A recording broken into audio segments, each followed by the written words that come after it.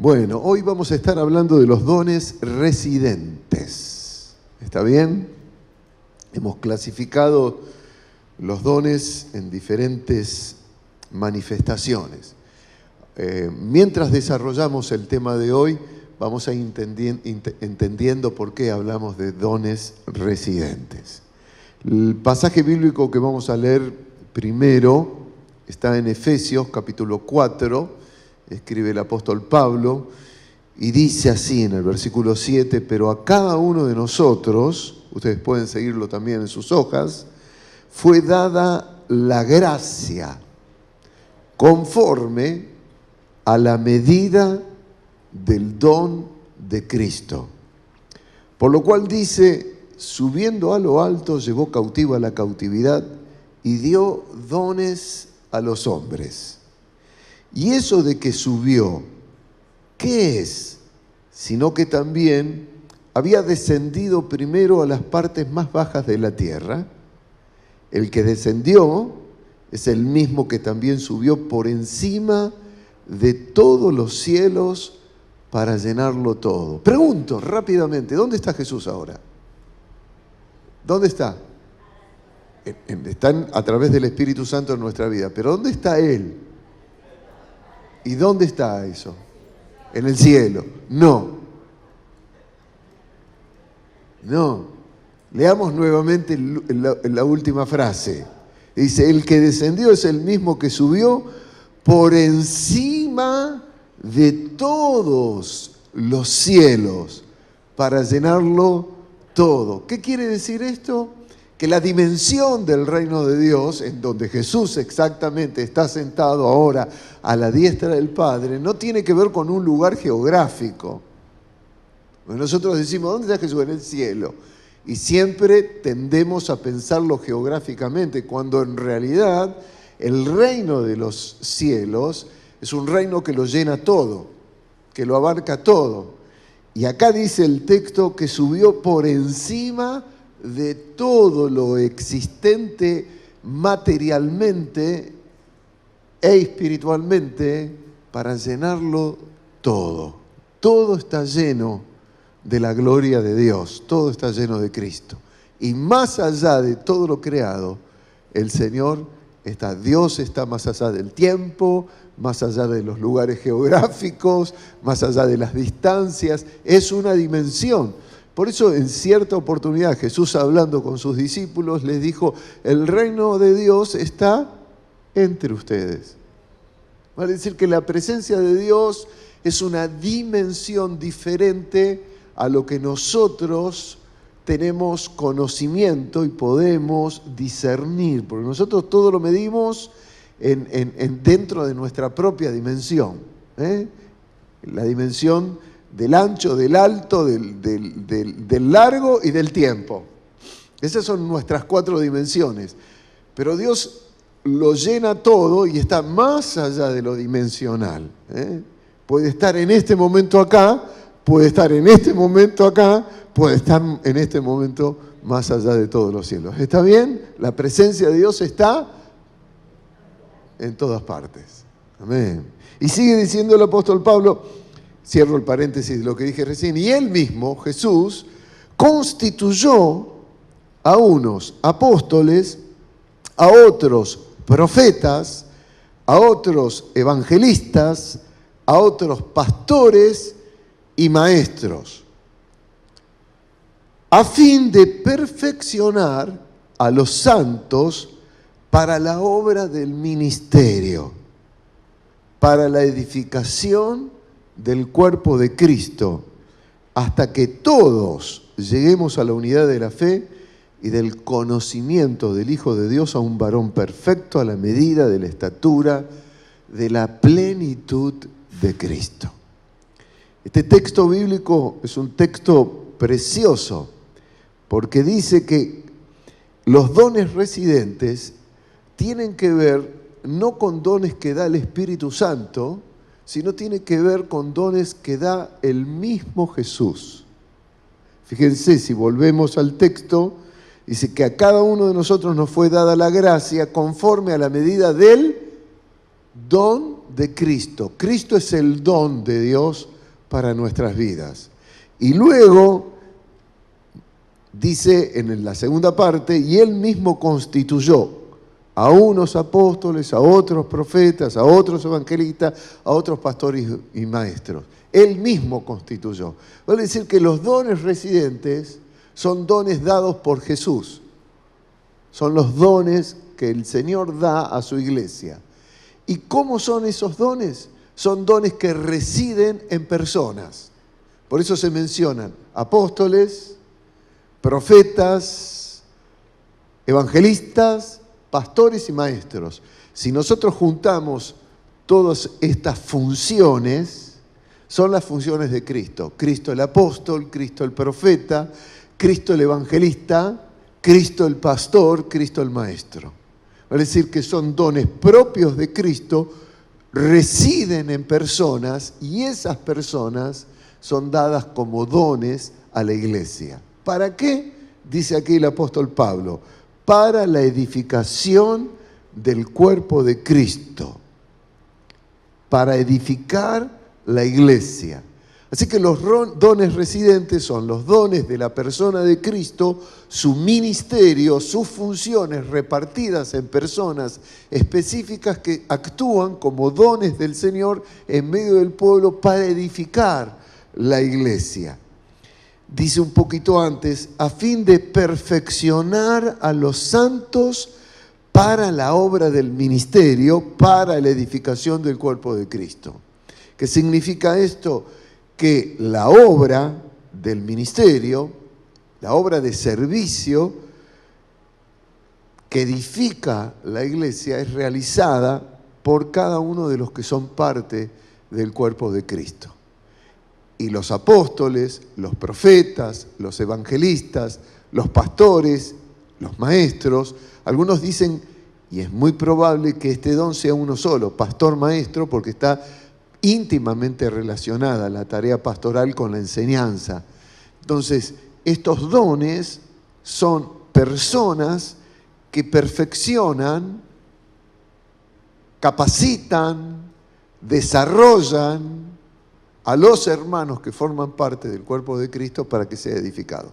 ¿Está claro esto? Entonces, en este caso no son manifestaciones del Espíritu Santo, sino son personas en quienes residen las funciones de Cristo como dones en el cuerpo, en la iglesia. Así que vamos a la segunda parte y ahí van a tener que llenar el espacio que tienen en sus hojas. Dones residentes se llaman a aquellas dotaciones ministeriales dadas por Cristo a su iglesia a través de funcionarios. ¿Por qué la palabra funcionarios? Porque un funcionario, ¿qué es? Alguien que cumple una función, sencillamente. Los apóstoles, no se nota mucho. Bueno, funcionarios sería la palabra, en quienes reside una gracia especial y específica de Jesús mismo, de manera permanente y estable. Así coloquen. ¿No se puede arreglar esa imagen? No hay forma. Ahora no. De manera permanente y estable. Recibida por encomendación del Señor. Ahí sería la palabra encomendación. Convicción de llamado o reconocimiento de la iglesia.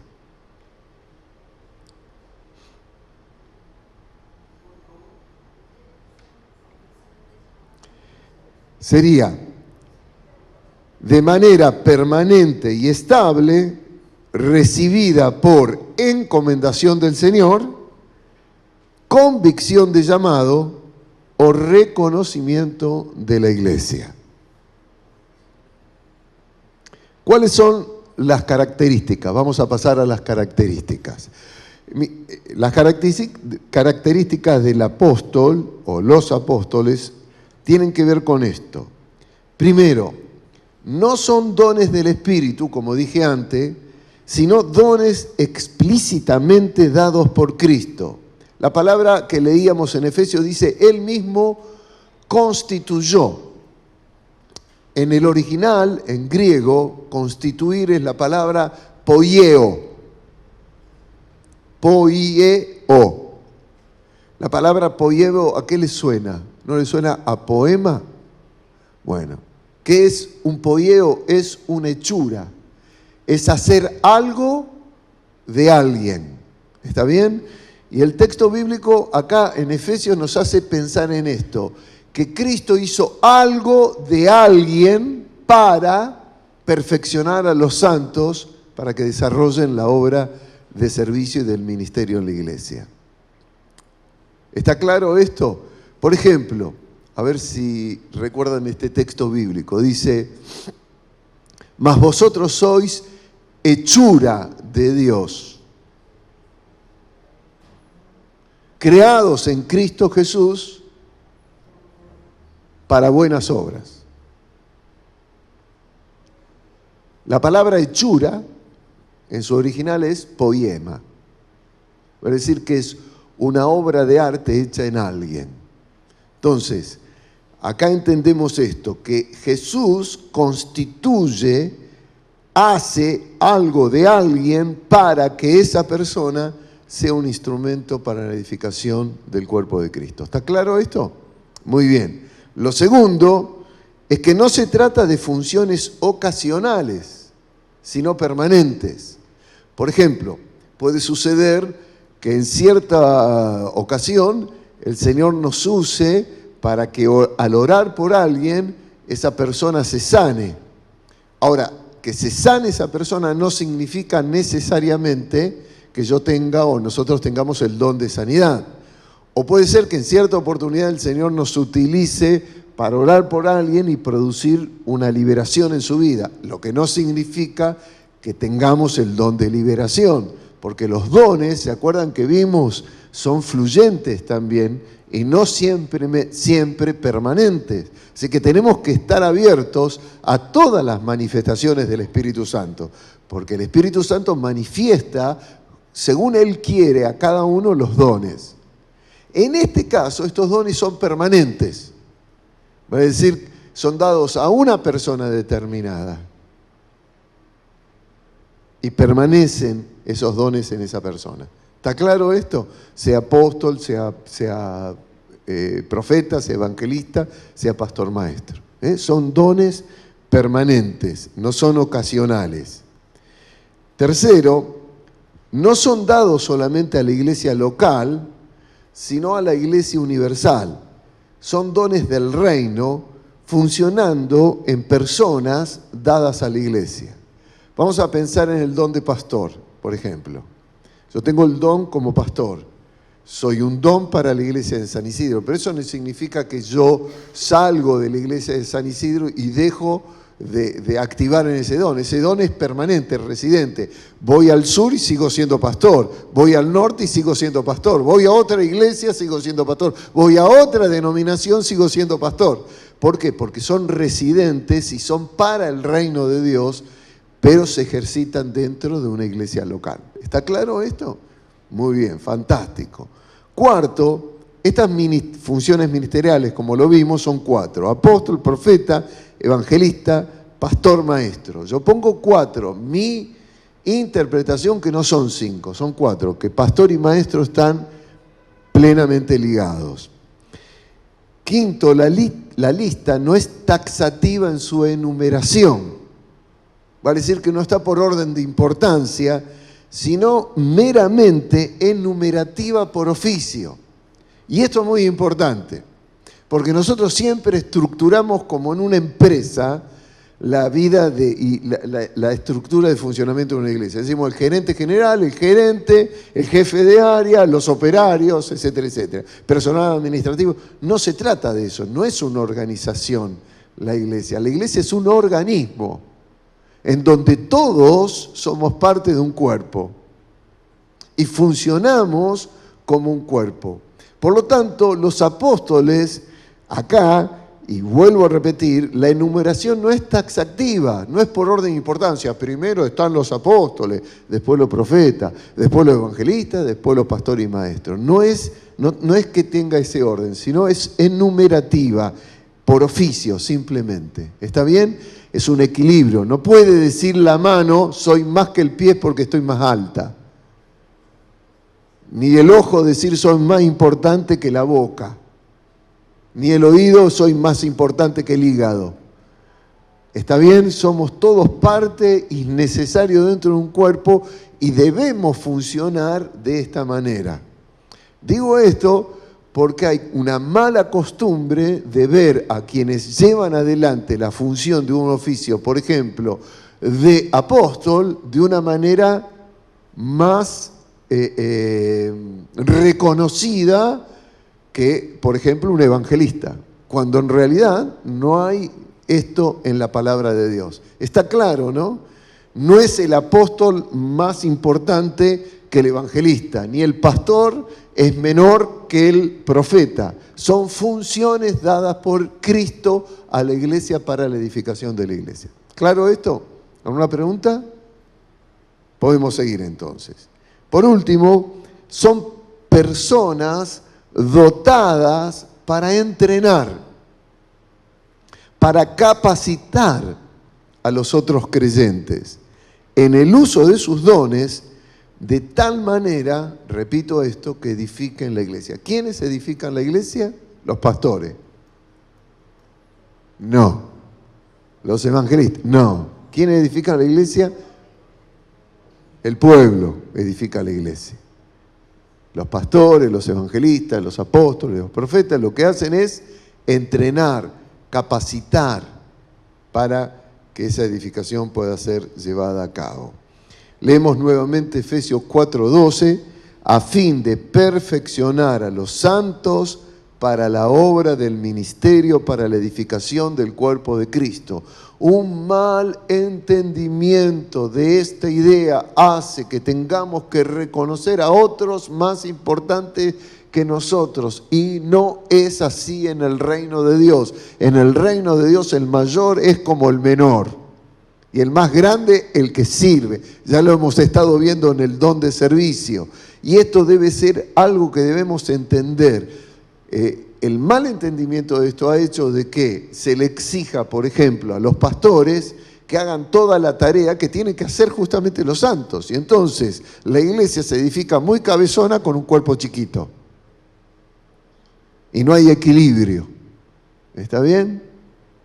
Eso tiene que ver mucho con la manera en que la iglesia ha llevado adelante a través de las misiones su edificación.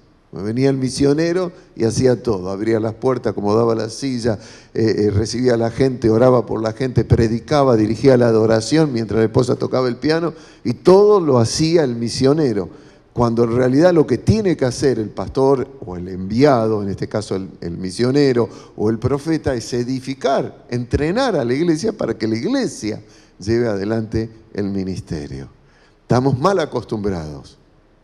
Nosotros nos hemos acostumbrado a escuchar lo que otro nos dice, cuando en realidad lo que nos dice el Señor es para que nosotros llevemos adelante la tarea ministerial. Buenísimo. Como me están haciendo así, me quedo tranquilo entonces. Vamos a lo del apóstol. Primero vamos a ver apóstol en el Nuevo Testamento como un título. Dice Lucas 6, versículo 12, en aquellos días, él, Jesús, fue al monte a orar y pasó la noche orando a Dios. Y cuando era de día, llamó a sus discípulos y escogió a 12 de ellos, a los cuales también llamó apóstoles. Eran discípulos, eran como cualquier otro, pero les dio una función. Les dio un título, apóstoles. ¿Qué quiere decir apóstol? ¿Sabe alguno de ustedes qué quiere decir apóstol literalmente? El verbo en griego es apostolis. ¿Saben qué quiere decir? Enviado. O sea, si ustedes quisieran traducir este texto, diría, a los cuales también llamó enviados. ¿Qué es un apóstol? Alguien que cumple la función de ser enviado con un propósito. En Hechos capítulo 1, versículo 26 dice, cuando tuvieron que reemplazar a Judas, ¿se acuerdan los apóstoles? Dice, y les echaron suerte porque había una decisión entre dos, uno que se llamaba Matías y otro que se llamaba Justo. Echaron suerte y fue contado, y cayó sobre Matías y fue contado entre los 11 apóstoles. En este caso, fíjense qué interesante. Eligieron dos. Ahora vamos a ver cuáles fueron las condiciones de la elección. Y como no tenían dirección clara de cuál de los dos tenía que ser uno de los 12, echaron suertes. Dice que la suerte cayó sobre Matías. Así que los demás, a partir de eso, lo reconocieron a Matías con el título, con la función. Este es uno más entre los apóstoles. En Gálatas capítulo 1, versículo 1 dice, Pablo, apóstol, no de hombres, ni por hombres, sino por Jesucristo y por Dios el Padre que lo resucitó de los muertos. En este caso ya no hay un reconocimiento de los demás porque tiraron la suerte, sino Pablo dice, yo soy apóstol porque fui designado en esta tarea por Jesucristo y por Dios el Padre. ¿Saben cuántas veces aparece la palabra pastor en el Nuevo Testamento? Porque generalmente nosotros cuando hablamos y pensamos en funciones ministeriales, permanentemente estamos hablando de pastores. ¿Sí o no? ¿Sí o no? ¿Saben cuántas veces aparece la palabra pastor desde esta traducción? Una vez en el Nuevo Testamento. Las otras palabras son traducidas de obispo, de ancianos, y se traduce pastores también. Pero una sola vez aparece la palabra pastor, el príncipe de los pastores, para referirse a Jesús. Pero ¿saben cuántas veces aparece la palabra enviado como apóstol? 179 veces. Sin embargo, nosotros edificamos solamente el ministerio de la iglesia en dirección de la función pastoral y no de la función apostólica. ¿Por qué? Porque tenemos miedo de confundir las funciones dándole jerarquía a los apóstoles, que en realidad neotestamentariamente acabamos de leer y ver que no tiene que ver con una función taxativa, sino una función enumerativa, que son simplemente enviados. Pero la palabra permanentemente aparece la palabra apóstol en griego, y pocas veces aparece la palabra en griego pastor, tan solamente una vez, y después se traduce así como con ejemplo dice, imiten la fe de vuestros pastores, o obedezcan a sus pastores en hebreo. Pero hay muchas veces más la dirección porque la palabra piensa más en el apóstol que en el pastor, porque el apóstol es el que es enviado. Y cuando habla de Jesús, la palabra dice, por tanto, hermanos santos, participantes del llamamiento celestial, considerar al apóstol y sumo sacerdote de nuestra profesión, Cristo Jesús. ¿Qué era Jesús? Apóstol. ¿Por qué? Porque fue enviado por el Padre. Pon el versículo 2, por favor. El cual es fiel al que le constituyó, como también lo fue Moisés en toda la casa de Dios. ¿Qué dice? ¿Es fiel a quién? Al que lo constituyó. Cuando leímos antes que hizo Cristo, los constituyó, los hizo. Vale decir, Él hace de ciertas personas algo para que puedan ministrar y edificar a la iglesia. Así como Cristo fue constituido por el Padre como un enviado. Primera Corintios, volvemos a a la proyección anterior. 1 Corintios 15:7 dice que Jesús después apareció a Jacobo, después a todos los apóstoles. Fíjense que acá hace una separación entre Jacobo y los apóstoles. ¿Saben quién era este Jacobo? El hermano de Jesús, que fue considerado con el título de apóstol por la función apostólica, la tarea de ser enviado por los demás. O sea, se sumó a los apóstoles. Nosotros generalmente, cuando pensamos en los apóstoles, pensamos simplemente cuando Jesús pone en funciones a los 12 apóstoles. Pero bíblicamente, neotestamentariamente, hay un montón de apóstoles que en el progreso de la iglesia fueron sumándose a la tarea como enviados. Requisitos de los apóstoles. Es el requisito que fijaron los apóstoles cuando tienen que reemplazar a Judas y elegir a uno. Hechos 1:21. Es necesario, pues, que de estos hombres que han estado juntos con nosotros, todo el tiempo que el Señor Jesús entraba y salía entre nosotros, comenzando desde el bautismo de Juan, hasta el día en que de entre nosotros fue recibido arriba, uno se ha hecho testigo con nosotros de su resurrección. Y señalaron a dos, a José llamado Barsabás, que tenía por sobrenombre Justo, y a Matías. Ya vimos antes que la suerte cae sobre Matías. ¿Cuál era el requisito en ese momento? Haber estado con Jesucristo desde un principio, desde que Jesús comenzó el ministerio. El segundo requisito, ser testigo de su resurrección. Comenzando desde el bautismo de Juan hasta el día que de entre nosotros fue recibido arriba, uno se ha hecho testigo con nosotros de su resurrección. ¿Cómo en ese momento comenzaron a reconocer los apóstoles? Uno que había estado desde el comienzo del ministerio de Jesús, pero también tenía que haber sido testigo de su resurrección. 1 Corintios 15:8, sin embargo, dice el apóstol Pablo, y al último de todos, está hablando de aquellos a quienes Jesús se apareció, resucitado, dice, y al último de todos, como a un abortivo, me apareció a mí, porque yo soy el más pequeño de todos los apóstoles, que no soy digno de ser llamado apóstol porque perseguía a la iglesia de Dios. Miren qué interesante. No estuvo al principio del ministerio de Jesús, cuando se llamaba Saulo, ni fue testigo de la resurrección el día en que Jesús resucitó, los 40 días que estuvo con sus discípulos. Pero sí tuvo un encuentro personal con Jesús cuando se convierte y se transforma de Saulo en Pablo. ¿Saben qué quiere decir Pablo?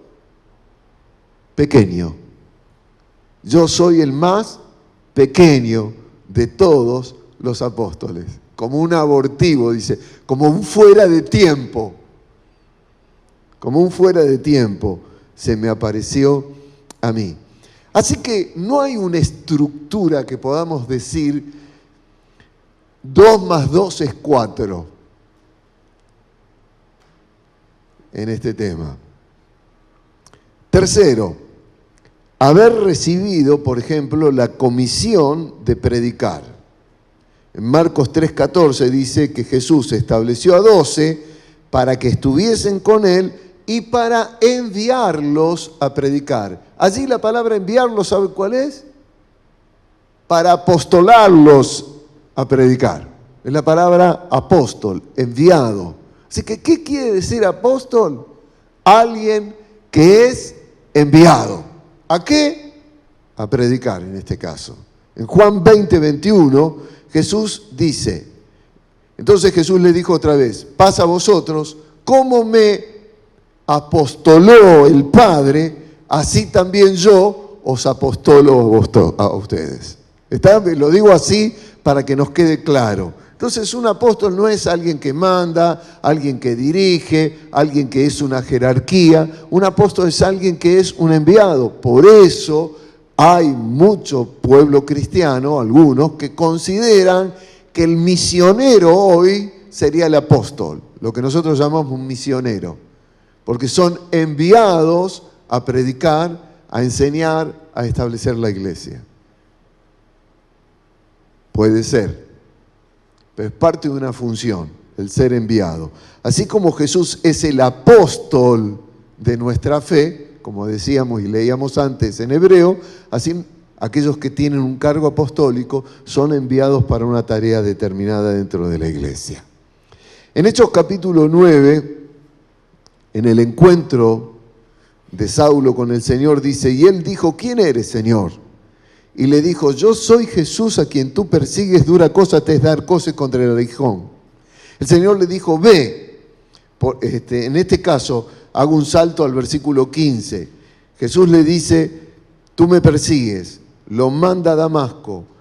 El Señor se revela a un discípulo y le dice que vaya y que ore por Saulo. ¿Se acuerdan el nombre de ese discípulo? Ananías, correcto. Y Ananías se niega, dice, pero este era un perseguidor de la iglesia. Y el Señor entonces le contesta, ve porque instrumento escogido me es para llevar mi nombre en presencia de los gentiles y de reyes y de los hijos de Israel, porque yo les mostraré cuánto les es necesario padecer por mi nombre. Instrumento escogido. ¿Para qué? Para ir a anunciar, en este caso a los gentiles, a los reyes, a distintas partes, que era la tarea que le iba a tocar al apóstol Pablo. Veamos también el apóstol como mensajero, en este caso sin requisitos. En 2 Corintios capítulo 8, versículo 22 dice, enviamos también con ellos a nuestro hermano. ¿Cuál palabra aparecerá acá donde dice enviamos?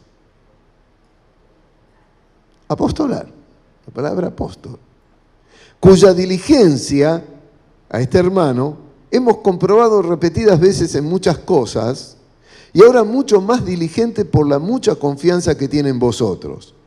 En cuanto a Tito, es mi compañero y colaborador para con vosotros, y en cuanto a nuestros hermanos, son apóstoles de las iglesias y gloria de Cristo. Esto es lo que figura en el original.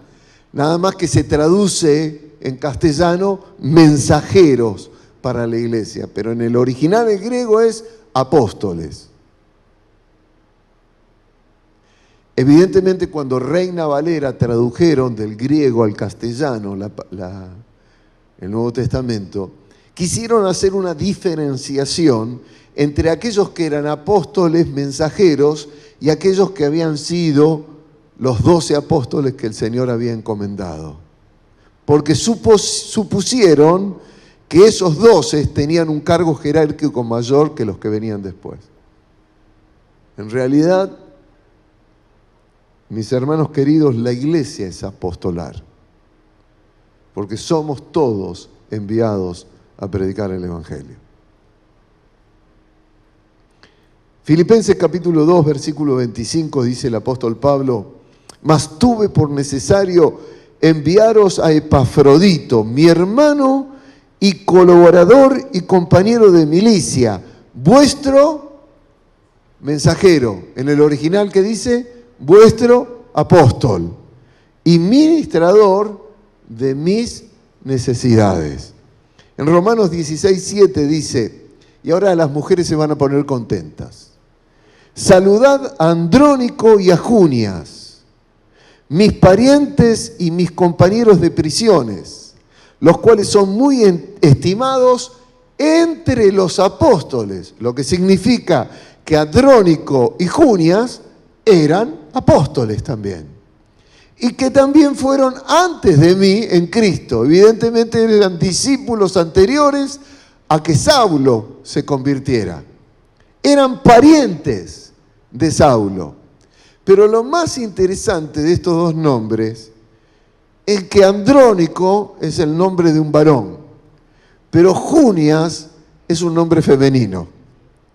Lo que significa, amados, que es muy probable, y amadas, es muy probable que había apóstolas, para decirlo de una manera así, mujeres dentro del ministerio de la primera iglesia.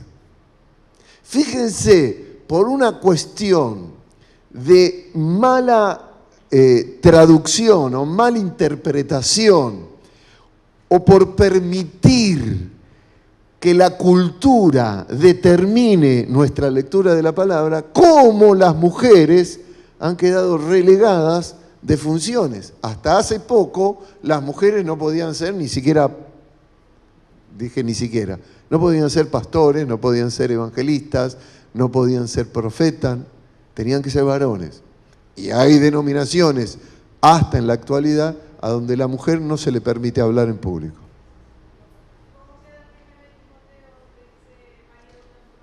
Después te lo voy a contestar. Pero imaginen esto.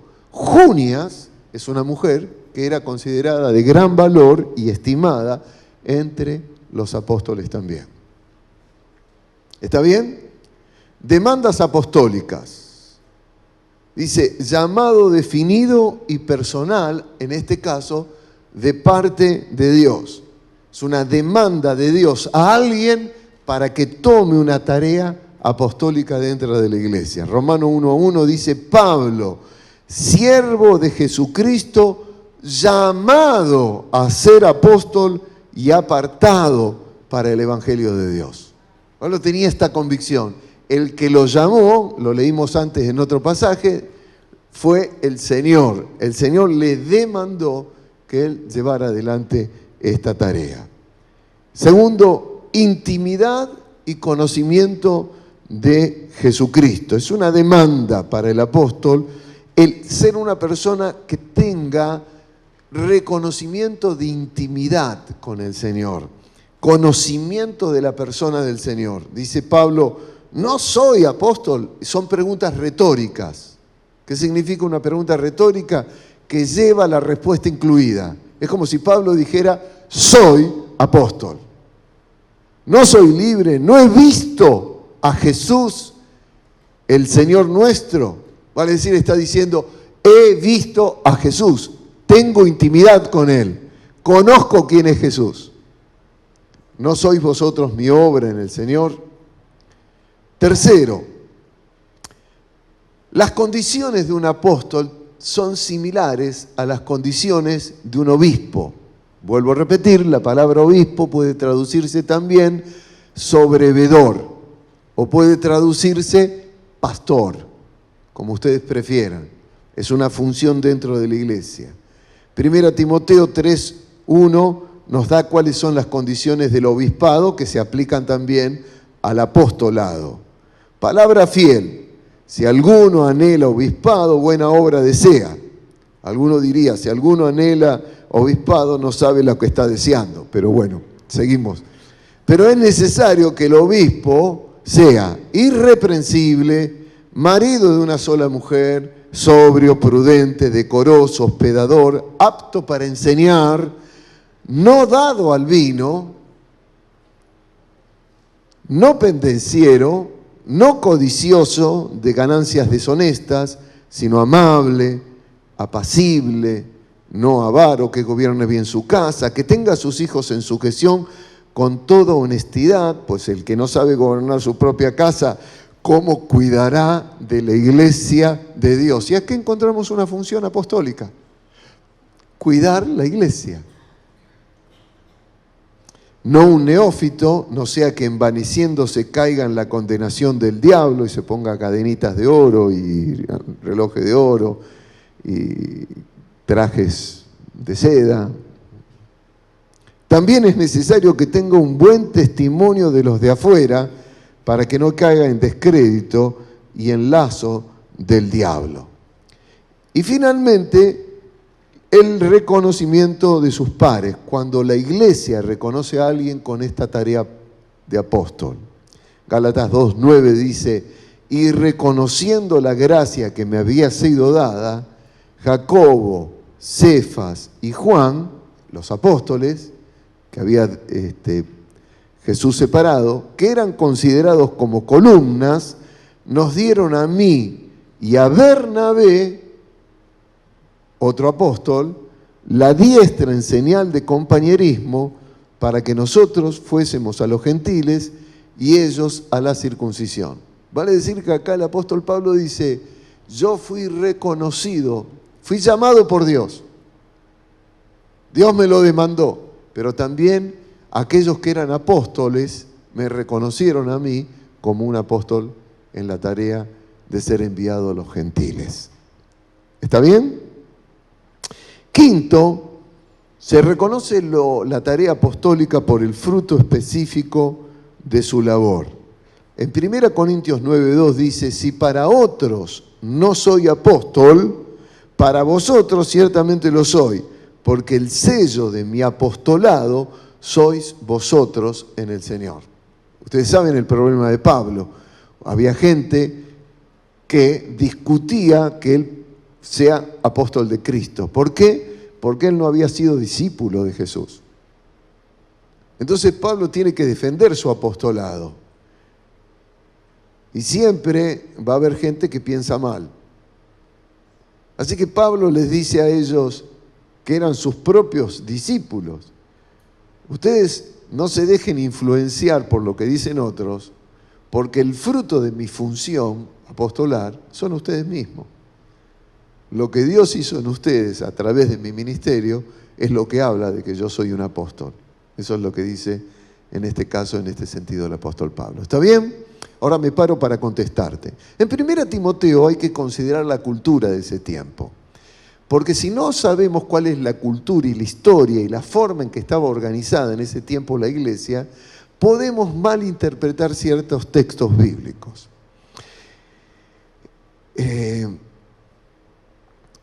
La madre de la iglesia ha sido la sinagoga. ¿Dónde iba el apóstol Pablo a predicar? A las sinagogas. ¿Qué eran las sinagogas? Los lugares en donde se adoraba a Dios, se estudiaba la palabra de Dios, porque no había templo. Entonces, como el templo estaba en Jerusalén, en el exilio, en la parte griega, digamos, había sinagogas. Entonces el apóstol Pablo siempre iba a las sinagogas a hablar. Pero ¿cómo estaban organizadas las sinagogas en ese tiempo? En las sinagogas de ese tiempo, la cultura judía hacía de que el hombre estuviera en el centro del edificio y las mujeres estuvieran en un patio exterior, como en el templo. Las mujeres no podían entrar en el lugar central, sino que tenían acceso solamente al templo. En las sinagogas seguían el esquema del templo, pero los hombres estaban en el centro, en donde leían la palabra, hablaban, y las mujeres tenían prohibido hablar. Pero ¿qué pasa cuando una mujer está fuera del centro de una reunión? ¿Qué hacen entre ellas? Hablan. Y es ahí que el apóstol Pablo dice, en lugar de prestar atención, no hablen, les prohíbo hablar en público. Porque estaban aburridas, porque los hombres no la dejaban desarrollarse espiritualmente. Esa es la problemática. Así que a veces cuando se habla de la discriminación de la mujer, es una realidad histórica que es cierto hay de que deconstruir.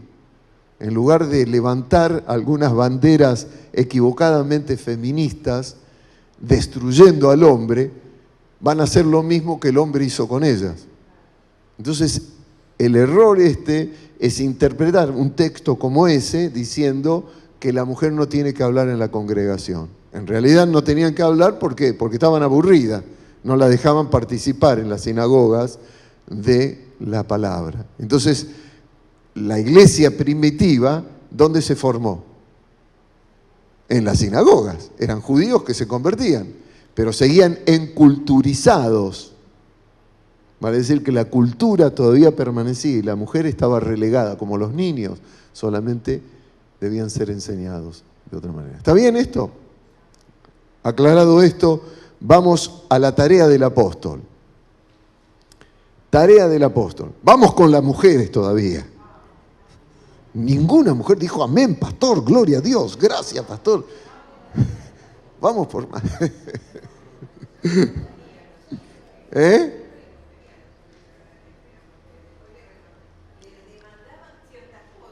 Mire, Betty, yo le voy a decir cómo es la historia del hombre y de la mujer. A la mujer la callaban allí, pero cuando llegaban a la casa la que hablaba era la mujer. Y los hombres cuando volvían hacían lo que las mujeres habían dicho. Hasta el día de hoy sigue siendo así. Bueno, tarea del apóstol. Tarea del apóstol. El apóstol, ¿cuál es la función del apóstol? Es establecer, afirmar la iglesia. El apóstol ejerce autoridad al fijar políticas para las iglesias y las pone en ejecución. ¿Dónde podemos ver esto? En una gran disputa que hubo entre judaizantes y gentiles, en donde se discutía que los gentiles que se convertían tenían que pasar por la circuncisión. Entonces, y tenían que tomar las normas. Lo que dije antes de las mujeres era también para los gentiles, porque los gentiles en las sinagogas no entraban donde estaban los hombres, tenían que quedarse donde estaban las mujeres, afuera. Y en el templo era exactamente igual, por eso se llamaba el patio de los gentiles. ¿Y qué hacían los fariseos? Ponían sus tiendas y sus negocios en el patio de los gentiles. Entonces llegó Jesús un día al templo, agarró un látigo, empezó a patear las mesas y les dijo: ustedes han hecho de la casa de oración para todas las naciones una cueva de ladrones. La cultura afecta nuestra relación con Dios y debemos confesar que a la mujer se la ha sometido históricamente a un espacio equivocado, relegada dentro del ministerio de la iglesia. Así que si hay algo que equipara e iguala al hombre y a la mujer, es el Nuevo Testamento. Porque en Cristo Jesús no hay varón ni hembra, como no hay rico ni pobre, como no hay esclavo ni libre. Está determinado por el mismo Saulo, que después fue el apóstol Pablo. Fíjense qué interesante cómo podemos deformar nosotros. Por eso los apóstoles llevaban esta tarea de fijar políticas para las iglesias frente a inconvenientes. Dice Hechos 15, en este problema: entonces algunos que venían de Judea enseñaban a los hermanos, a los convertidos gentiles: si no os circuncidáis conforme al rito de Moisés, no podéis ser salvos. Como Pablo y Bernabé tuviesen una discusión y contienda no pequeña con ellos, se dispuso que subiesen Pablo y Bernabé a Jerusalén. Y algunos otros, entre ellos, a los apóstoles, a los ancianos, que eran los pastores o obispos, para tratar esta cuestión. Ellos, pues, habiendo sido encaminados por la iglesia, pasaron por Fenicia y Samaria contando la conversión de los gentiles y causaban gran gozo a todos los hermanos. Y entonces, reunidos los apóstoles, ¿qué pasó?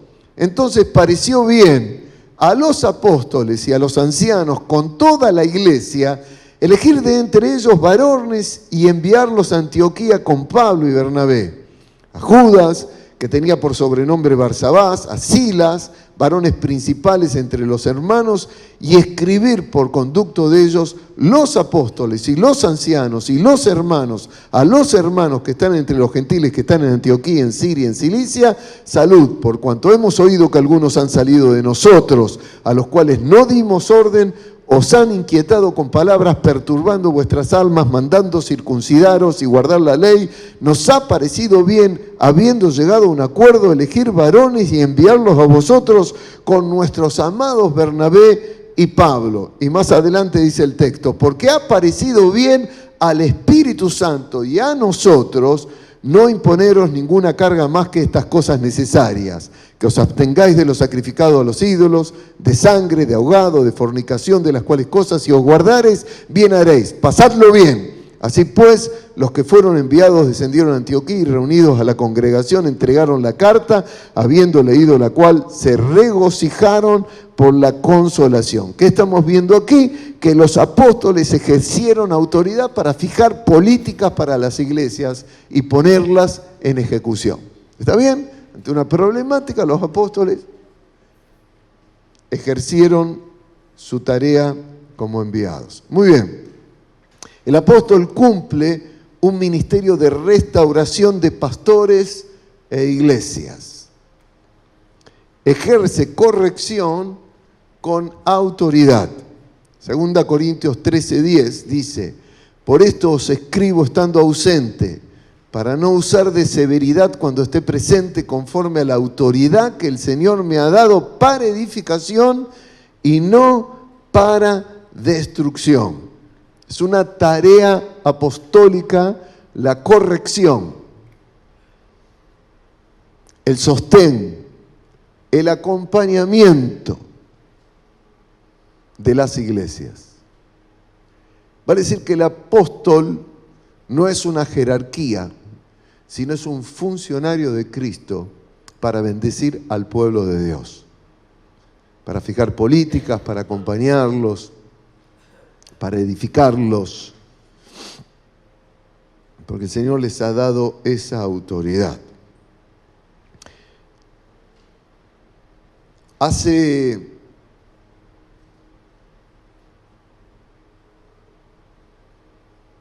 más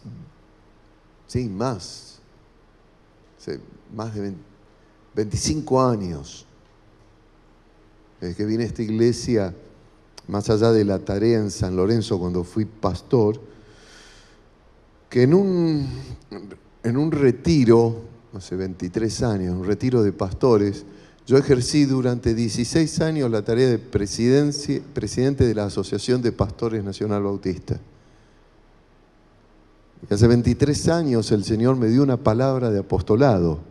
¿Alguna vez ustedes me escucharon decir yo soy un apóstol? Bueno, nunca lo he dicho, ni lo voy a decir. ¿Por qué? Porque no es un título jerárquico, sino es un título de servicio. Creo que Esther debe haber visto el video cuando se me dio esa palabra apostolar en la obra. Y es lo que hago, es mi tarea.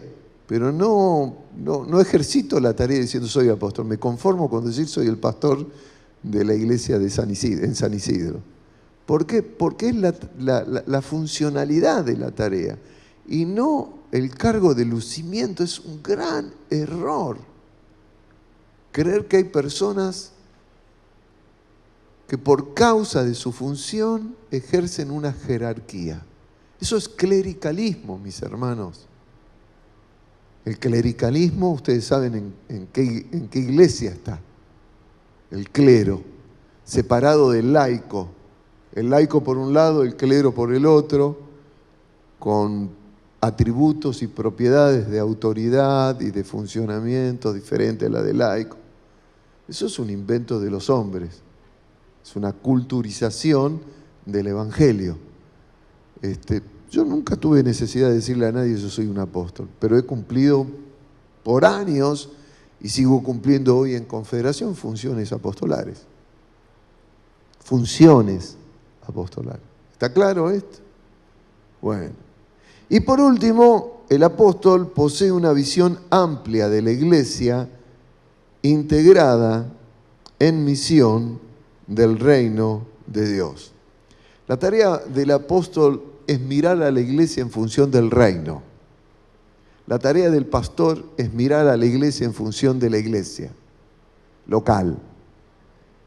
El apóstol tiene una visión amplia de toda la iglesia de Cristo, del reino de Dios. Por eso hay hermanos que trabajan tan bien en la tarea de la iglesia unida, desarrollándose y creciendo en una tarea en común. ¿Está bien? Por ejemplo, cuando fue ahora la gran lucha que sostuvo el pueblo evangélico con tema de aborto, hubo hermanos, pastores, apóstoles, que promovieron en su funcionamiento que la iglesia estuviera en la calle declarando nuestra convicción de salvar las dos vidas. Entonces hay apóstoles que trabajan en base al reino y no solamente en la iglesia local. Son pastores en su iglesia local, apóstoles dentro de la obra del reino de Dios. ¿Está claro esto? Entonces son funciones, no jerarquías. Basta de clericalismo, basta de separarnos unos de otros, de sentirnos más que los demás. Si hay autoridad, como la del apóstol Pablo la tenía para decir lo que le decía a la iglesia, no tiene que ver con la autoridad del hombre, sino con la autoridad de aquel que lo ha puesto a ese hombre en una función dentro de la iglesia. Si hay sujeción, porque la palabra dice sujetaos vuestros pastores, no nos sujetamos a un hombre, nos sujetamos a la función que el Espíritu de Dios o Cristo ha dado para que ese hombre o esa mujer desarrolle dentro de la iglesia. Bueno, los llevé muy rápido, Vamos a ver un poquitito, porque el tema de profeta ya lo hemos visto cuando vimos el don profético, Así que hoy no vamos a hablar del profeta, vamos a hablar del evangelista ahora y del maestro, del pastor maestro. Dice el texto de allí de Efesios, él mismo constituyó a unos apóstoles, a otros profetas, a otros evangelistas, a otros pastores y maestros, a fin de perfeccionar a los santos para la obra del ministerio, para la edificación del cuerpo de Cristo. Vamos a ver 3 definiciones acerca del evangelista. La primera, ahí van a tener que llenar, es la capacidad especial que Dios da a algunos miembros del cuerpo de Cristo para compartir el evangelio con los incrédulos. Así que tienen que llenar, compartir el evangelio con los incrédulos. De tal manera que lleguen al conocimiento del amor de Dios, eso es lo que tienen que colocar en sus hojas,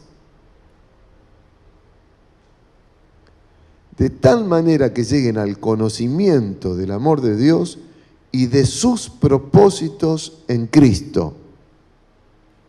Y como consecuencia se transformen en discípulos de Jesús e integrantes de su iglesia. ¿Cómo comúnmente nosotros miramos a un evangelista? Como alguien que va a una campaña y predica el evangelio, la gente toma decisión de fe y dijimos, este es evangelista. La tarea del evangelista, ¿vieron cómo hablé el domingo pasado del don de liberación? Que siempre pensamos que el don de liberación es solamente echar fuera demonios, cuando en realidad es echar fuera demonios y restituir y restablecer a la persona para que pueda ejercer con libertad una vida para la gloria de Dios. De la misma manera, el evangelista tiene la capacidad en Dios no solamente de predicar el evangelio para que la gente levante la mano, sino para que conozca el amor de Dios, para que se desarrollen los propósitos de Cristo y para que se transformen en discípulos de Cristo. El evangelio que predicaba el apóstol Pablo no era un evangelio de levantar la mano. Eso es una costumbre del año 1950 en adelante o 1945 en adelante, en donde en las campañas en Estados Unidos se hacía levantar la mano a la gente. No está mal que la gente tome una decisión de fe, pero que una persona tome una decisión de fe no significa que se convirtió en discípulo. La tarea de evangelización tiene que llevar a la persona al crecimiento, al desarrollo de su conocimiento de Dios. La segunda definición es evangelista en la capacidad del Espíritu Santo de testificar de Cristo a través de un miembro de la iglesia. Jesús dijo del Espíritu Santo, pero cuando venga el Consolador, a quien yo os enviaré del Padre, el Espíritu de verdad, el cual procede del Padre, Él dará testimonio acerca de mí, y vosotros daréis testimonio también, porque habéis estado conmigo desde el principio. ¿Cuál es la tarea del Espíritu Santo? Dar testimonio de Cristo. Y ustedes también, dice Jesús. Ustedes tienen que dar testimonio de Cristo. Así que un evangelista no es aquel que cuenta leyendas. Un evangelista no es aquel que dice, si crees en Cristo te vais al cielo. Un evangelista no es aquel que dice, si aceptás a Cristo en tu corazón, todas las cosas te van a ir bien. Ese es un mensaje tan vacío de Cristo. El evangelista da a conocer la persona de Cristo, testifica de Cristo, no testifica de milagros solamente. Testifica de la persona de Cristo, y la persona no se convierte a un milagro, se convierte a Cristo. Y el milagro lo que hace es confirmar que ese evangelista le ha testificado correctamente. ¿Está bien? Se convirtieron 100. ¿Cuántos quedaron? La tarea clave de la iglesia, mis hermanos, vuelvo a repetir esto. La iglesia es apostólica, la iglesia es profética, la iglesia es evangelística, la iglesia es pastoral, la iglesia enseña, y hay hombres dentro, o mujeres dentro de la iglesia que cumplen funciones específicas para que la iglesia desarrolle esto. Tercero, aquellos que son evangelistas, aquellos cristianos que bajo la impartición y dirección específica, eso es lo que tienen que anotar, del Espíritu Santo, llevan el conocimiento del Evangelio del Reino de Dios a fin de que la gente entregue su vida a Jesucristo, confirmando Dios con reparticiones de poder la palabra anunciada.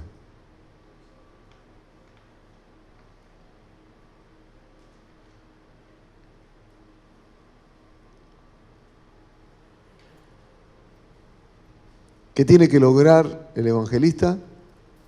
Que la persona... pero nosotros siempre decimos recibí a Jesús en tu corazón. Y nos quedamos con la mitad.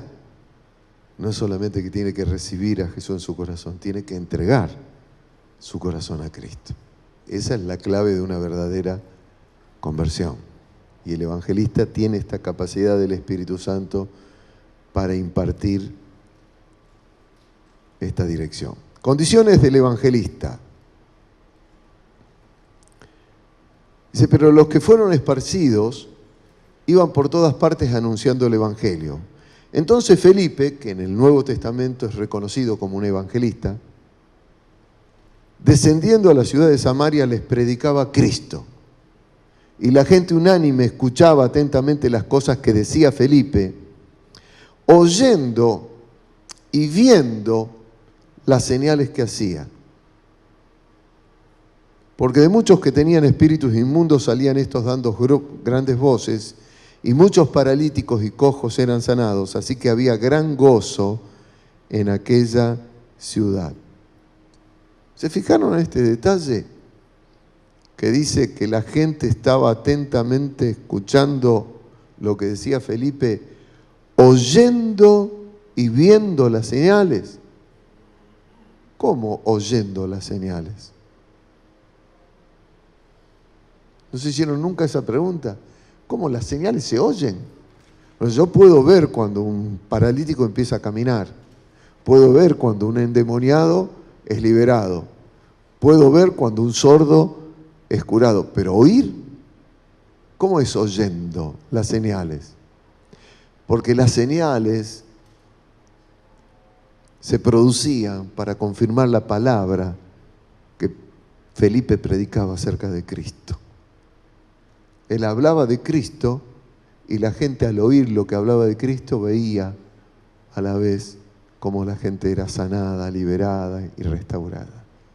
Así que el evangelista siempre trabaja con otros dones. Liberación, sanidad. ¿Se acuerdan cuando les mostré el racimo de uvas? Piensen en esto. El don principal, la función es evangelizar. Los dones acompañantes que manifiestan son la liberación, la sanidad, etcétera, etcétera. Muy bien. No tiene limitaciones de lugar o circunstancia. Un evangelista no está limitado a un solo lugar ni a una circunstancia. Segundo, su misión es la de presentar a Cristo. Tercero, Las señales operan atrayendo y confirmando el anuncio. Y cuarto, el don de evangelista anula la operación diabólica tanto en individuos como en espacios sociales. Y es lo que vemos, había gran gozo en aquella ciudad. Toda una ciudad fue trastornada por el mensaje de Felipe, el evangelista. Bueno, vamos a saltear los pasajes y llegamos a lo quinto, el evangelista. Después ustedes fíjense, ahí tienen los números de los versículos, así que después compárenlo. El evangelista posee una clara sensitividad a la voz del Espíritu Santo. Este pasaje nos recuerda, el que tienen ustedes ahí anotado, cuando él estando Felipe en Samaria, el Espíritu Santo dice, vete al desierto. Y deja un movimiento de conversión terrible en Samaria y sensible a la voz del Espíritu se va al desierto. Y en el desierto, ¿quién venía en un carro? Un funcionario etíope. Y el Espíritu Santo le dice, acércate a este carro y háblale. Y Felipe, el evangelista, se acerca y le habla. ¿Y qué pasa con ese funcionario? Se convierte y se bautiza allí.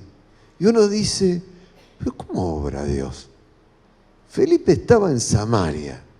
Había manifestaciones terribles que se veían y se oían de la obra de Dios. Había gran gozo en esa ciudad. La gente se convertía de a cientos. Y de repente el Señor le dice, andate al desierto. Lo saca de la ciudad de un avivamiento terrible y lo manda al desierto para hablarle a un hombre. No, es arrebatado en el Espíritu después del bautismo. Cuando se bautiza es arrebatado. Pero va al desierto y le habla a un hombre. ¿Ustedes harían así? Imagínense que acá la gente de San Isidro comienza a venir a la iglesia, ¿no? ¡Wow! Y hay un avivamiento terrible porque el Señor está utilizando a Betty para predicar el Evangelio. Y cuando Betty predica, la gente se convierte, hay manifestaciones, la gente se sana. Y de repente el Señor le dice a Betty, Betty, andate no, ese no es el desierto, Rosario, Jerusalén, la celestial. Le dice a Betty, andate a la pampa ahí al medio del campo. Y Betty se va a la pampa y uno dice, la saca del avivamiento acá y la lleva a la pampa. ¿No es fuera de toda lógica? Díganme. Pero siempre Dios sabe lo que hace. Escuchen, ese funcionario que se convirtió en el desierto fue a Etiopía. Y en Etiopía comenzó a predicar el Evangelio. ¿Y saben una cosa?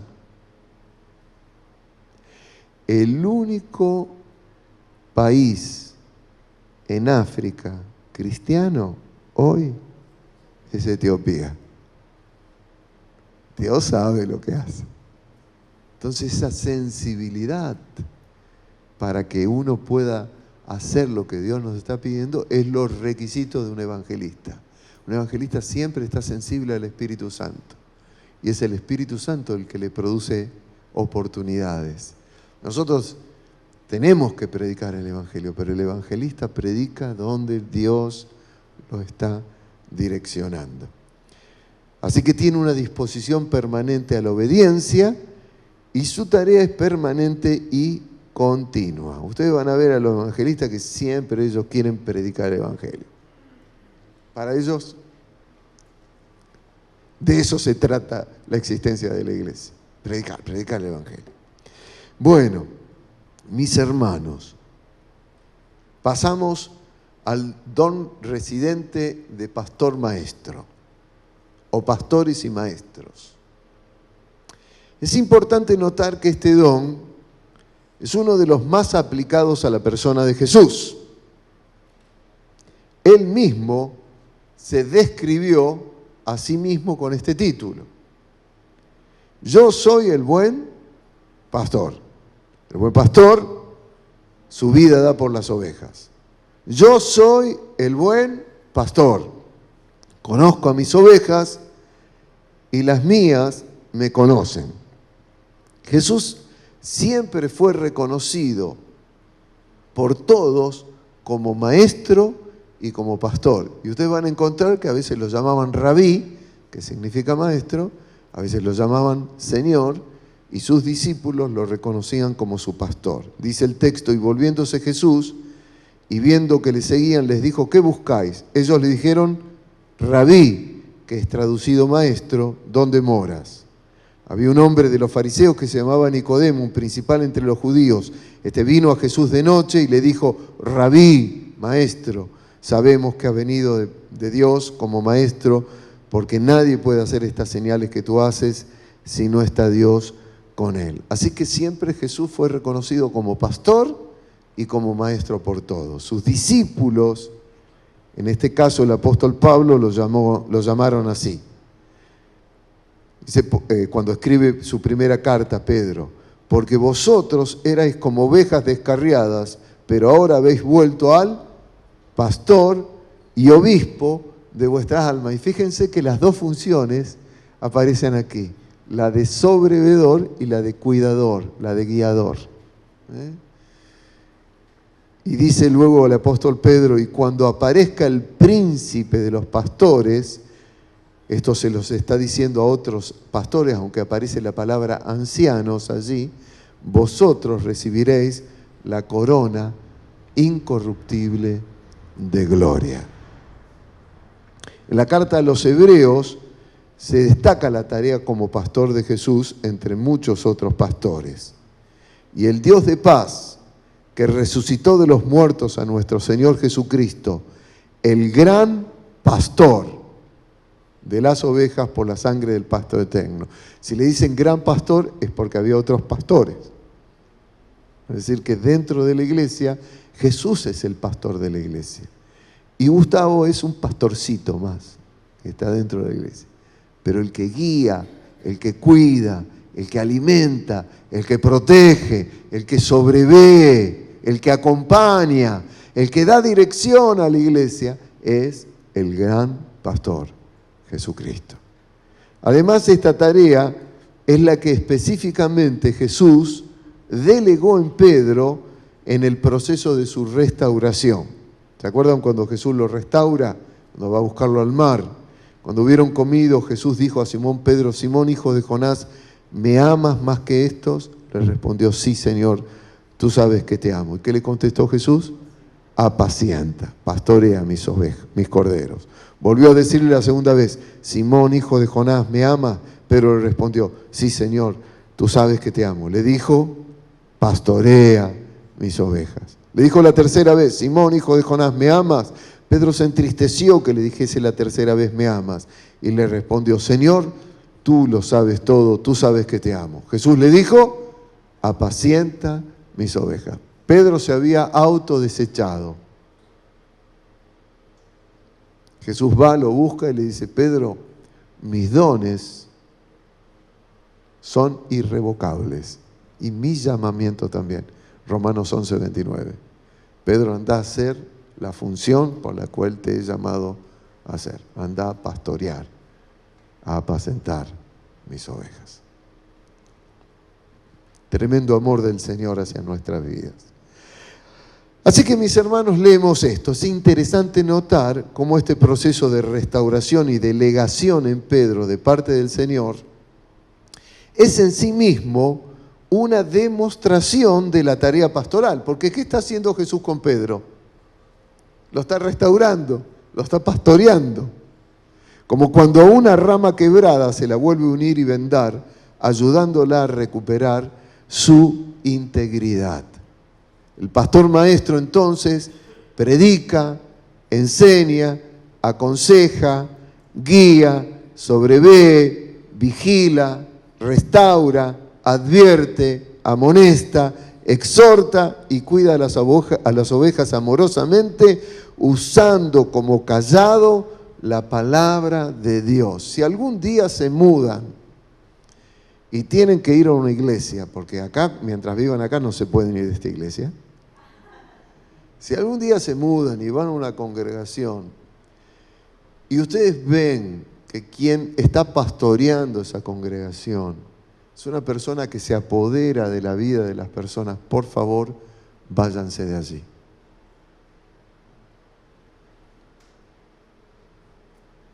Las ovejas le pertenecen a Jesucristo, no a los hombres. Y por favor, nunca digan, yo voy a la iglesia del pastor Gustavo.